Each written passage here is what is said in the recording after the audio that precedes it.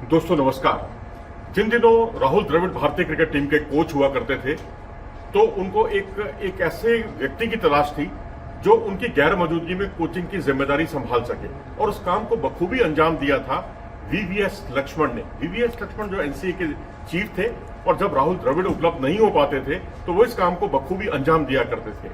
अब गौतम गंभीर टीम के चीफ कोच बने हैं, यानी अब टीम के साथ जुड़े हैं बतौर कोच, तो अब उनको भी ऐसे ही व्यक्ति की तलाश है, और वो व्यक्ति जो है अभिषेक नायर हो सकते हैं। जी हां, अभिषेक नायर हो सकते हैं यदि किसी दौरे से वो स्किप करते हैं, क्योंकि लंबा कार्यकाल है और इस कार्यकाल के दौरान कुछ ना कुछ पर्सनल रीजंस होते ही हैं किसी न किसी कोच के, और उस वक्त उनकी जिम्मेदारी कौन संभालेगा, इसमें अभिषेक नायर का नाम सामने आ रहा है। अभिषेक नायर का नाम उन्होंने ही प्रपोज किया था, जो केकेआर के साथ जुड़े हुए थे और रोहित शर्मा के साथ भी वो जुड़े रहे लंबे समय तक।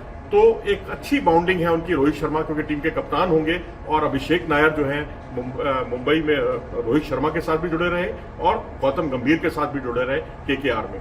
तो अब ऐसी स्थिति में संभावना यही है कि इस बार जो स्पोर्ट्स स्टाफ होगा उसकी संख्या काफी बड़ी होगी। उनको असिस्टेंट कोच की जिम्मेदारी दी जा सकती है, यानी जब गंभीर नहीं होंगे या गंभीर उपलब्ध नहीं होंगे तो वो कोचिंग की जिम्मेदारी संभाल सकते हैं।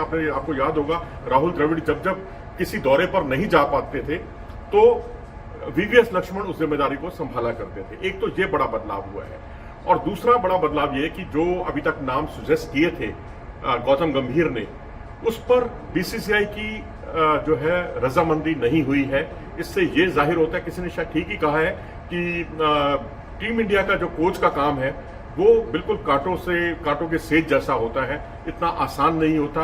आप अच्छा करते हैं तो आपसे और अच्छे की उम्मीद की जाती है, आप खराब करते हैं तो आपकी चारों तरफ आलोचना की जाती है। इन्होंने जो है नाम सुजेस्ट किया पहले फील्डिंग कोच के तौर पर जॉन्टी रोड्स का, उन्हें खारिज कर दिया गया। उसके बाद इन्होंने नाम डोस्टे, जो कि नीदरलैंड से ताल्लुक रखते हैं, साउथ अफ्रीकी मूल के हैं और वो केकेआर की तरफ से खेल भी चुके हैं, उनका नाम सुजेस्ट किया, उनके नाम को भी खारिज कर दिया गया। उसके बाद उन्होंने बॉलिंग कोच के तौर पर मॉर्ने मॉर्कल का नाम दिया, जो कि उनके साथ लखनऊ सुपर जायंट्स में जुड़े हुए थे बतौर बॉलिंग कोच, जो पाकिस्तान टीम की भी 2023 के ओडीआई वर्ल्ड कप में वो बॉलिंग कोच थे पाकिस्तान क्रिकेट टीम के, और उससे पहले लखनऊ सुपर जायंट्स के भी बॉलिंग कोच रहे। और मयंक अग्रवाल के साथ, मयंक यादव के साथ भी उन्होंने काफी काम किया है, मयंक यादव तेज गेंदबाज के साथ। और मयंक यादव से मेरी एक बातचीत भी हुई थी, उसमें उन्होंने कहा भी था कि मॉर्ने मॉर्कल से उन्हें वाकई बहुत फायदा हुआ है। तो इस कोच को वो लाना चाहते थे, लेकिन सूत्रों के हवाले से जो हमें पता चला है, बोर्ड ने उस प्रस्ताव को भी खारिज कर दिया। अब ये इतना आसान काम नहीं होगा गौतम गंभीर के लिए, क्योंकि वो जो नाम सुझा रहे हैं उसे बोर्ड खारिज कर रहा है। सिर्फ एक तर्क है बोर्ड का कि वो विदेशी कोच को नहीं चाहते, स्पोर्ट्स स्टाफ में कोई विदेशी नहीं चाहते। उनका कहना है कि रवि शास्त्री के समय में कोई विदेशी जो है बड़ी पोस्ट के लिए, यानी बैटिंग कोच या बॉलिंग कोच या फील्डिंग कोच कोई विदेशी नहीं था, और ऐसे ही राहुल द्रविड़ के समय में यही हुआ। उसी परंपरा को वो आगे बढ़ाना चाहते हैं, और यही जीत का फार्मूला भी है। हम विदेशी जो बेशक कितने भी दिग्गज हों, उनको स्पोर्ट्स स्टाफ में नहीं जोड़ना चाहते। तो गंभीर की सारी बातें खारिज हो गई हैं। विनय कुमार से वो बड़े प्रभावित थे, एक समय बहुत किफायती बॉलर हुआ करते थे, उन पर रन बनाना इतना आसान नहीं होता था, लेकिन पता चला है कि बोर्ड की उनमें कोई दिलचस्पी नहीं है।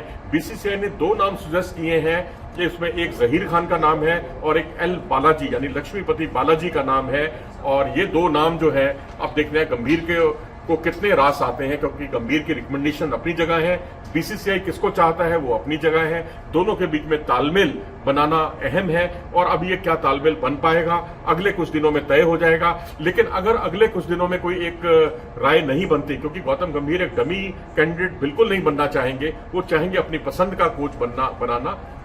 अगर वो नहीं बन पाते तो जाहिर सी बात है कि जो वीवीएस लक्ष्मण और उनका सपोर्ट स्टाफ है एनसीए का, वही श्रीलंका के दौरे पर जाएगा। ये बात बिल्कुल तय हो गई है। और एक बात और सामने आई है, वो ये कि जहीर खान को अभी डिस्कशन चल रहा है, गंभीरता के साथ विचार किया जा रहा है उनके इस दावे को लेकर, क्योंकि बॉलिंग कोच के तौर पर वो जब भारतीय टीम में हुआ करते थे एज अ प्लेयर, तब भी वो एक तरह से बॉलर्स की टीम की कमान ही संभाल रहे होते थे। कप्तान बेशक कोई भी हो, लेकिन वो बॉलर्स को बहुत अच्छे तरीके से गाइड करते थे, एक मेंटोर की भूमिका में एक तरह से दिखाई देते थे। लेकिन बोर्ड काफी दिलचस्पी ले रहा है जहीर खान को लेकर। हालांकि पीछे भी इनका नाम उठा था, सामने आया था, लेकिन तब जहीर खान ने कई तरह की पेशकश की और उन्होंने कहा था कि वो उनके कई तरह की कमिटमेंट्स हैं, वो कमिटमेंट सब उन्हें छोड़नी पड़ेगी और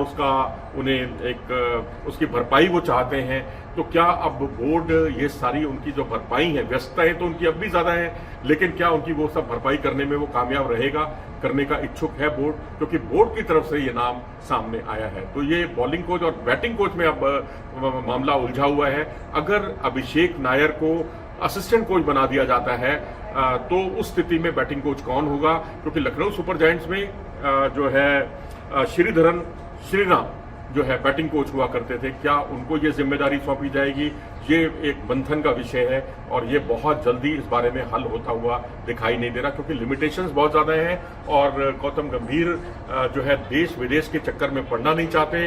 ओवरसीज अगर कोच है तो उससे उन्हें कोई परहेज नहीं है, लेकिन बोर्ड को इससे परहेज है।